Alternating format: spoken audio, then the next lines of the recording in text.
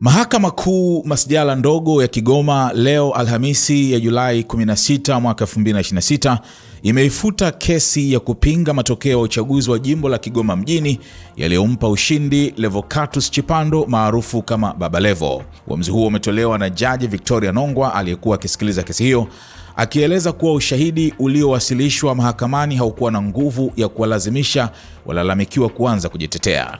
Kesi hiyo ya uchaguzi namba 28949 mwaka 2025 iliyotokana na uchaguzi mkuu wa Oktoba 29 mwaka 2025 ilifunguliwa na wananchi wanne wanaojitambulisha kama wapiga kura wa jimbo hilo. Walalamikaji hao ni Johari Kaburu, Luma Akilimali, Pendo Kombolela na Lumu Mwitu.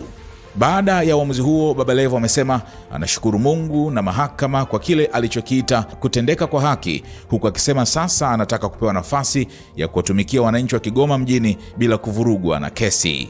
Amesema kesi hiyo imemgharimu fedha nyingi ambazo kwa mtazamo wake zingeweza kuelekezwa kwenye shughuli za maendeleo kama kutengeneza madawati kwa ajili ya wanafunzi. Imenigharimu mamilioni ya pesa. Hizo pesa ningewekeza kutengeneza madawati ili watoto wetu waweze kukaa. Sasa unachukua hizo pesa unamlipa wakili ili akusaidie kukutetea. Si kitu kizuri sana, amesema. Baba Levo amesema wapinzani wake wanapaswa kusubiri muda wa miaka 5 kisha waje kupima kazi yake badala ya kumzuia mapema wakati bado yupo katika hatua za mwanzo za utekelezaji wa majukumu yake.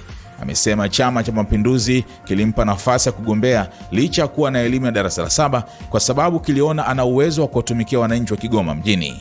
Kwa mujibu wake, sasa yupo kwenye harakati za kuonesha tofauti kati ya uongozi wake, lakini kuna watu wanaojaribu kumrudisha nyuma kwa migogoro na kesi.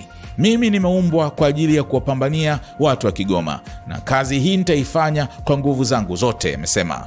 Baba Levo ameongeza kuwa anaamini ndani ya miaka 5 uongozi wake kwa kushirikiana na serikali ya Rais Dr. Samia Suluhu Hassan, wananchi wa Kigoma mjini wataona matokeo ya kazi yake.